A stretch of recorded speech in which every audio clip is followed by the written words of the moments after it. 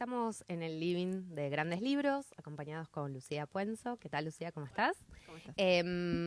La invitamos porque justo acaba de salir su última novela, Los Invisibles, editada por Tusquets Editores.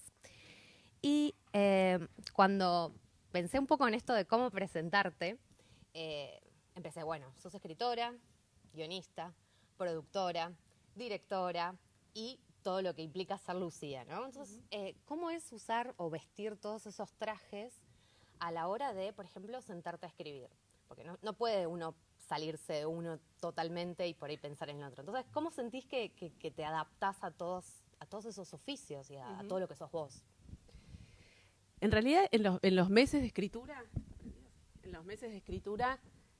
por suerte, salvo de ser mamá y de mi hijita y de mi familia, sí puedo abstraerme de todo el resto.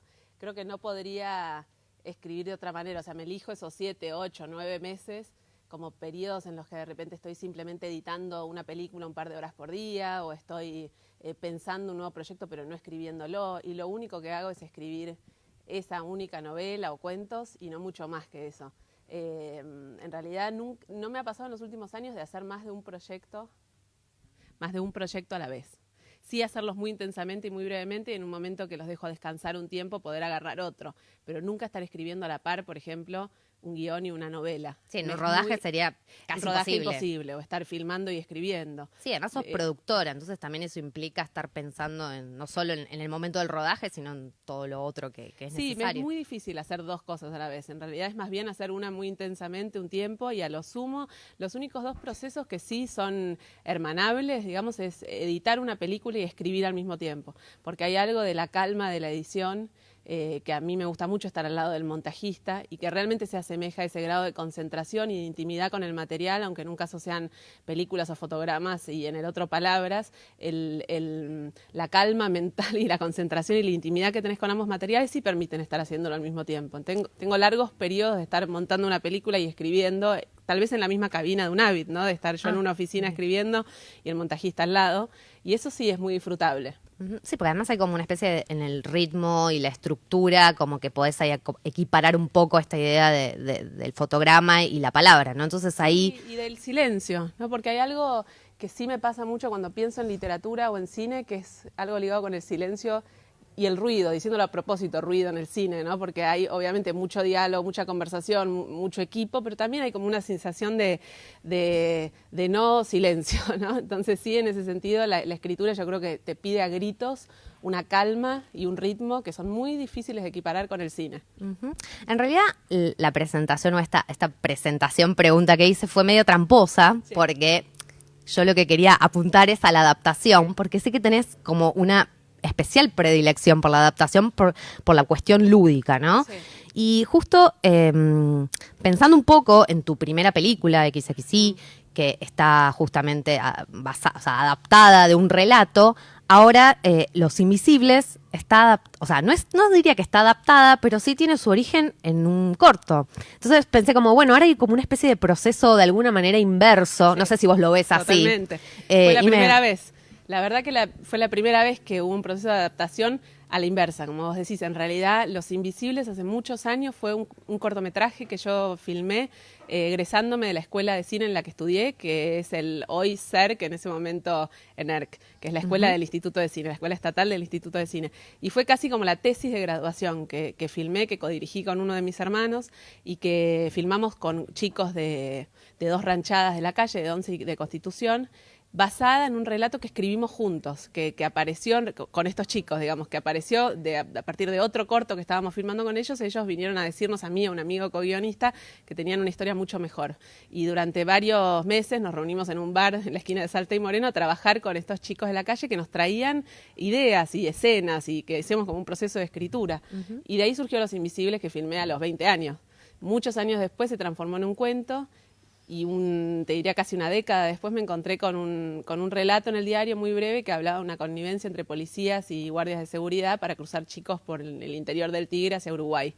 Entonces, de esa conjunción de un corto y una noticia periodística apareció el material para Los Invisibles.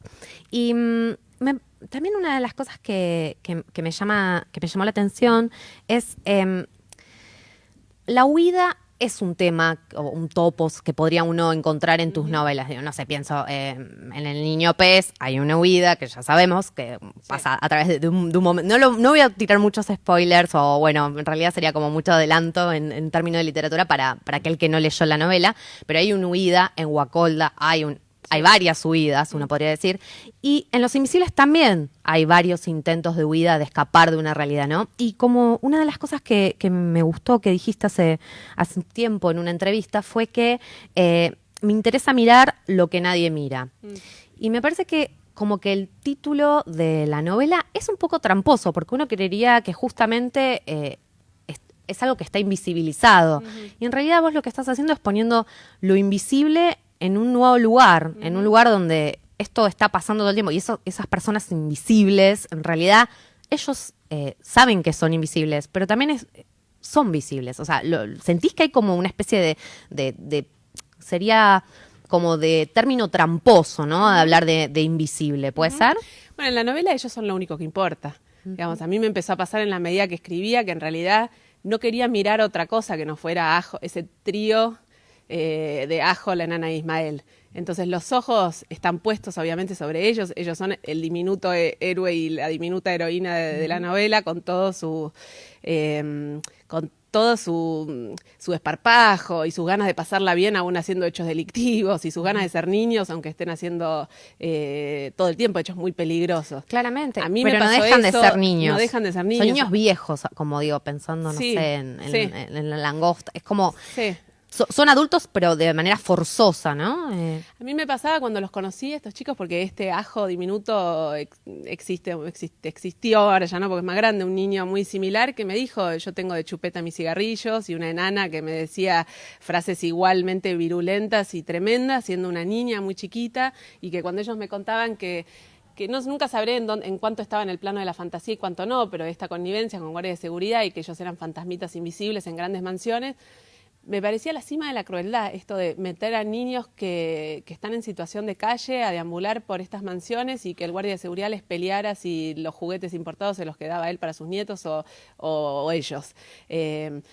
No hay más crueldad que condenar a estos chicos a que sean fantasmas en casas opulentas, ¿no? Y me parecía como una síntesis muy brutal de algo que a ellos les pasa todo el tiempo en la calle, que ellos decían, hay veces que lo único que queremos es que nos miren un ratito, no nos importa si nos dan una moneda o no nos dan nada, pero aunque sea que nos miren.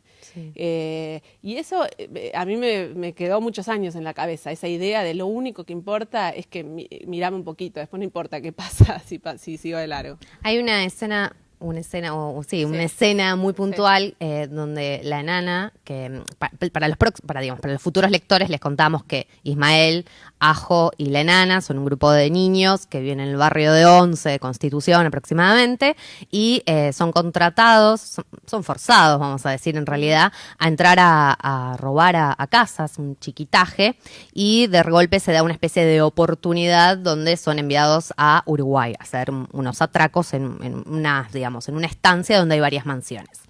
Pero hay una escena muy puntual que me hizo justamente repensar en esto del título, donde la enana está en una lancha antes de que los trasladen y de repente ella hace pis y deja su marca invisible. Entonces ahí es cuando pensé un poco esto, ¿no? De lo que se muestra, lo que no se muestra, y en realidad pasa que es algo que también muy notorio en toda tu literatura, en la cuestión de las clases sociales y la trama, y cómo a veces hay una marca de diferenciación entre, no sé, pienso de vuelta en la Ala y la Guayi, digo, de estrato social, digo, sabemos que está.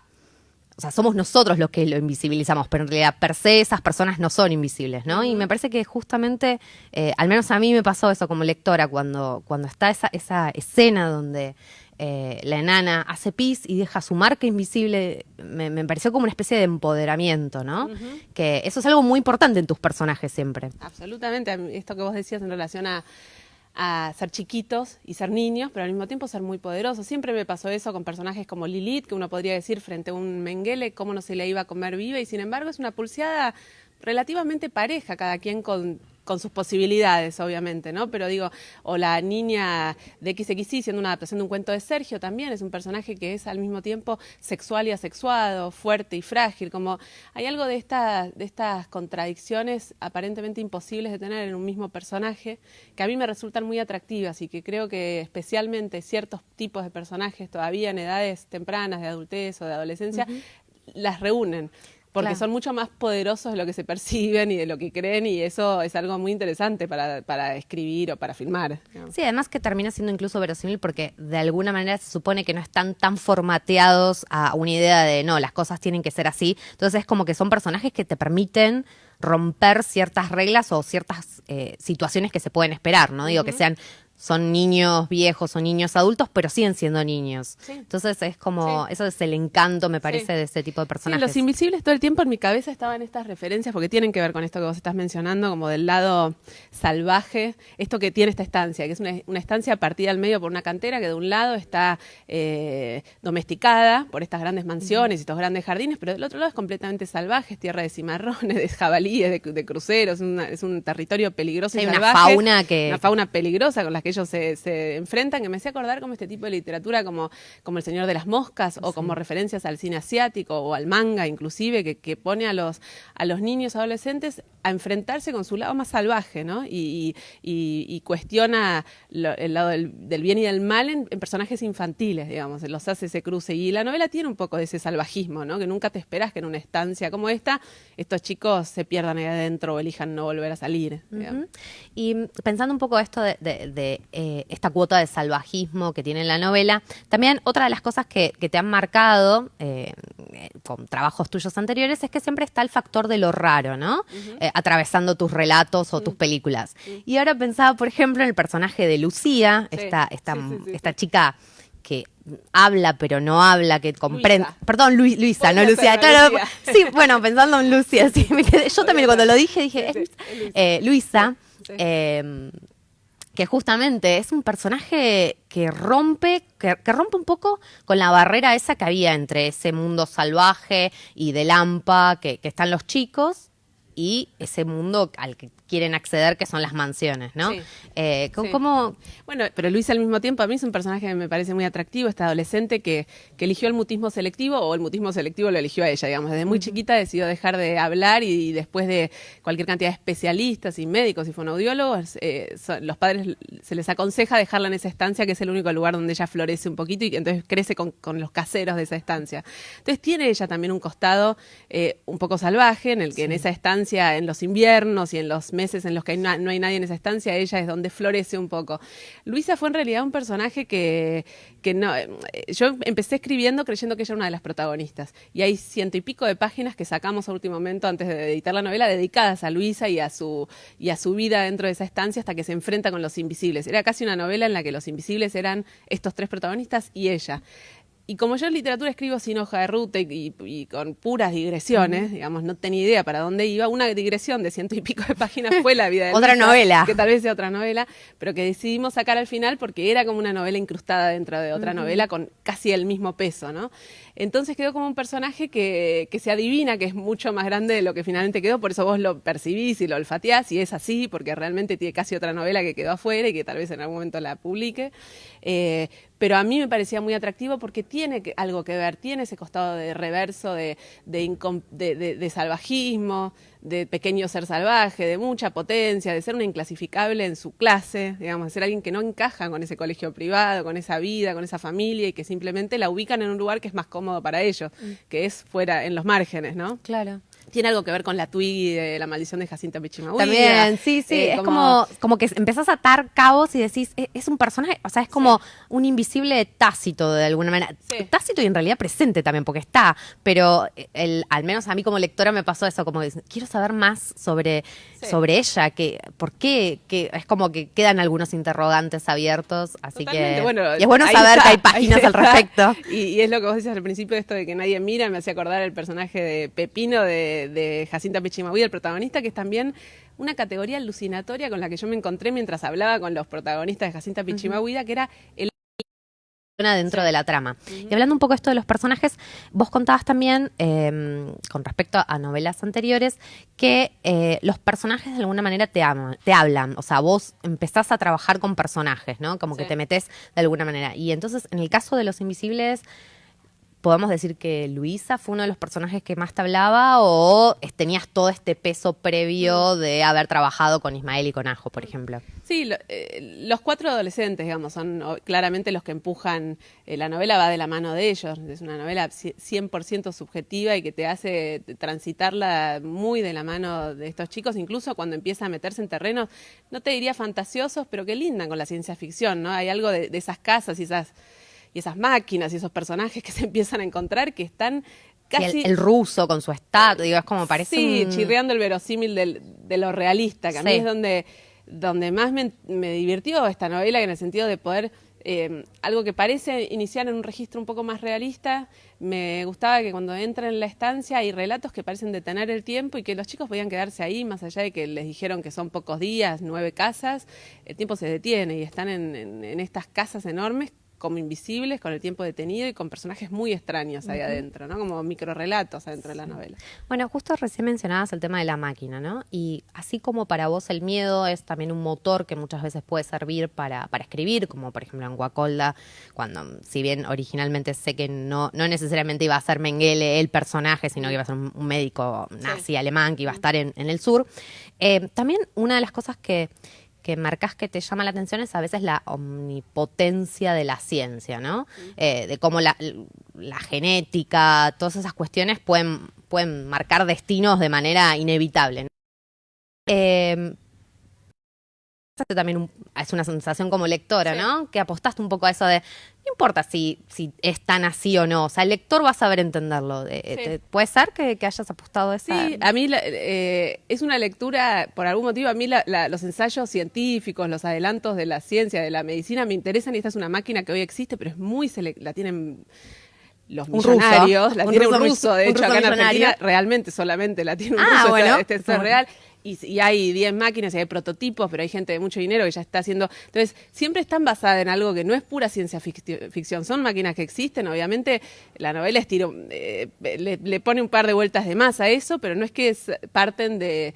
Pero en general son adelantos científicos que a mí siempre les olfateo su costado de peligro y perversión y cruce muy peligroso de ciertas cuestiones éticas, ¿no? En lo que hace, no sé, ahora mi próxima película, que es de los sobrevivientes a rayos, y estoy trabajando con especialistas en electricidad y todos los avances de la electricidad y cómo vuelven a traer a la mesa médica la terapia electroshock. Hay muchos avances médicos que ponen sobre la mesa un montón de cuestiones linderas con la ciencia ficción, con lo amoral y con cuestiones de la ética que a mí me resultan material muy fértil para pensar personajes, historias y demás, porque son el futuro que ya llegó de alguna manera, ¿no? Y que eso es muy abrumador, decir, no la estamos viendo venir, pero acá están pasando cosas y cuando te escarbas un poco en esos terrenos, como a mí me pasa ahora trabajando, no sé, con especialistas en electricidad y sabes los avances que están ocurriendo con ese universo, ves venir un futuro muy abrumador y muy interesante al mismo tiempo y genial, porque yo le reconozco obviamente todo su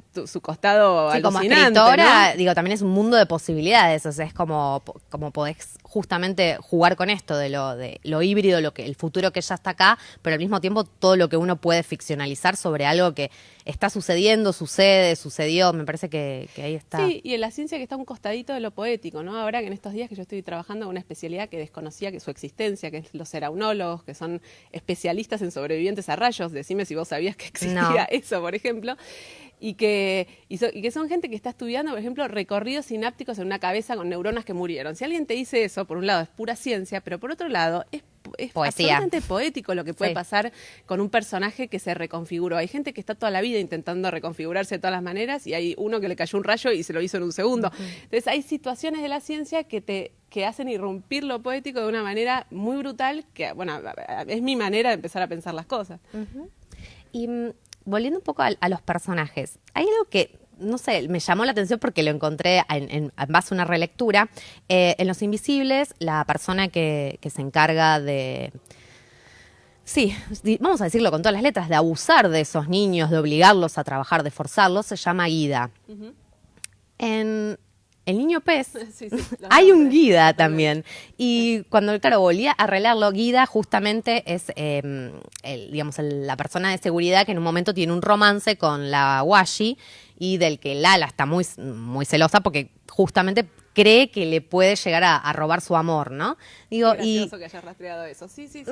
Y me llamó la atención Sí. que justo cuando empecé a leer Los Invisibles, primero creí que Guida era una mujer, porque, bueno, nada, pensé Guida, no sé, nunca la asocié ni con un apellido ni con un apodo. Sí. Y después cuando volví bueno, obviamente después a lo largo de la lectura me di cuenta, pero cuando releí El Niño Pez, volví a encontrar ese nombre tan particular. Digo, ¿hay alguna explicación o solo No, coincidencia? que hay personajes totalmente ciertos. Es un guardia de seguridad que circula por un montón de relatos míos y por muchos otros con ese mismo nombre. Sí, en mi cabeza a veces se van armando cartografías de personajes que saltan de una novela a un corto a una película y a veces son casi el mismo personaje con diferentes máscaras o que de alguna manera también el cirujano plástico de XXI en su versión fanática es Mengele. Ah, no lo he pensado, con pero otra sí, cara, ¿no? claramente. Entonces sí, hay veces que yo misma, y a veces me sorprendo, a veces es más consciente y otras veces es 100% inconsciente, pero me doy cuenta que hay personajes que con un nuevo nombre o con una nueva máscara saltan de un relato a otro, sí. Bueno, pero de alguna manera porque también toda la escritura es personal, digo, siempre hay algo que se cuela ahí sobre Sí, de lo que uno le claramente. pasó, las Sí, experiencias, pero bueno. Y pensando también, otra de las cosas que hablaste es sobre la crítica literaria hace un tiempo en una charla que diste en DAC, en la de directores argentinos con cinematográficos, si no me equivoco, y decías que la crítica literaria a veces es más... no decías que era mejor, pero sino decías que era como más amable cuando uno habla obviamente de literatura que cuando uno lo piensa en la crítica cinematográfica. Fue más amable, más específica, más inteligente, más precisa. Hay veces que nosotros, hay otros países, como te puedo decir Francia, que tiene una escuela de la crítica cinematográfica y que se pueden leer libros sobre teoría de la crítica cinematográfica. Es un placer, uno aprende, piensa, hasta tienen ribetes literarios la crítica cinematográfica francesa o de otros países. Y muchas veces acá no fue así. Uno podría decir que hay ciertos periodistas puntuales que uno cuenta con los dedos de una mano que pueden igualar cierta crítica de ese grado de nivel y si no se reduce a una sinopsis y a 2 o 3 cosas. Entonces creo que era en alusión a eso, como al grado de precisión y de ese tipo de crítica que estaría bueno tener, ¿no? Sí. A mí me gusta mucho. Yo soy lectora de crítica cinematográfica así de otros países, ¿no? Y de ese tipo de cosas me parece que está bueno. Está bueno. Y pensando también un poco en esto de la crítica y de la escritura, ¿cómo es tu proceso de escritura? Digo, ¿te aislás completamente? ¿Convivís con un escritor? Por lo tanto, digo, ¿solés mostrar tu trabajo? ¿Sentís que hay un momento donde está terminado y ahí recién lo mostrás? ¿O cómo es tu proceso? Sí, lo muestro cuando estoy bastante segura de lo que hay y en general cuando ya está casi terminado, cuando falta alguna reescritura, pero no lo muestro mientras lo estoy escribiendo. Soy muy respetuosa de la fragilidad del material, pero porque me lo pueden destruir, porque tal vez algo que podría haber sido bueno con un comentario duro antes de tiempo lo abandono o porque me lleva en una dirección que no era la dirección. Entonces soy muy protectora del material hasta que siento que lo quiero mostrar, muy respetuosa de no mostrarlo mucho. Pero obviamente tengo un círculo muy cercano entre el que obviamente está Vicio, Obvio. pero un grupo de amigos escritores, directores y músicos, digamos, de gente de diferentes áreas, que son un grupo con el que habitualmente nos mostramos nuestras cosas, digamos, pero que puede ser una pintura o una novela o un disco o lo que fuera, pero que hay gente que puede entender la cabeza, ya nos entendemos nuestras cabezas, nuestros procesos, si hay algo las no está taras bien. de cada uno. Entonces somos como un grupo de mucha confianza y de mucho trabajo que sí nos mostramos materiales cuando están frágiles todavía, te podría decir. Y mientras escribís, ¿solés leer contemporáneos o te pones a, por ejemplo, leer cosas que no tengan nada que ver, que contaminen tu escritura o buscas habitualmente material? leo mucho y contemporáneos y en español leo muchas veces, por ejemplo, leo en español cosas que me gustaría leer en otras lenguas, pero porque hay algo de la sonoridad que tengo ganas de leer en español porque estoy escribiendo y entonces me gusta estar escuchando esa música, pero sí, leo todo el tiempo. Ahora menos porque tengo una hija de 1 año y medio, pero sí. Pero antes mezclar leía todo. más. Sí. Sí. Bueno, fue también uno de los consejos que vos generalmente solés dar, que te escuché en varias charlas, que invitás justamente a los estudiantes de cine a que lean y a que lean mucho, que es una herramienta. Que no leen. indispensable. Porque los estudiantes, a mí eso es algo que me llama muchos años de dar clase en imagen y sonido en la UBA y de preguntar qué leían y de darte cuenta que sobre todo los chicos muy jovencitos es raro los que leen mucho. Digo, estudiantes no de letras, de cine, de otras. Sí. Y lo importante que es poner, que entiendan hasta qué punto es importante poner la imaginación en movimiento leyendo. Y para sus propios proyectos también. Incluso comprobarlo, chicos que vienen y dicen, me leí 3 novelas y se me ocurrió una cosa, digamos, hay algo de una obviedad en un punto para los que leemos mucho, pero para la gente que no lee no sabe hasta qué punto la lectura pone en movimiento la imaginación. Sí, y también podría funcionar para estudiantes de letras de repente ver determinados films o determinadas, no sé, piezas audiovisuales que también podrían disparar otras formas para pensar la escritura. Es como que están... Hoy somos una cultura audiovisual, digamos, es más fácil. Ya casi nadie le tenés que pedir que vea películas, series sí. Porque es lo que ese es lo que uno es lo que más hace. Lo que está más en peligro es la lectura. Esa es mi sensación. Hay algo del tiempo de lectura, del ritmo que te propone, de la concentración que te propone y de hacer una única cosa, que es concentrarte en un libro, que es lo que más difícil es hoy. Sí. Bueno, Lucía, te agradecemos muchísimo por estar en el Living de Grandes Libros. Le agradecemos también a Patricia Zunini, que nos invitó. Y bueno, te estaremos leyendo y viendo seguro tus producciones en breve. Muchas gracias. Gracias a vos.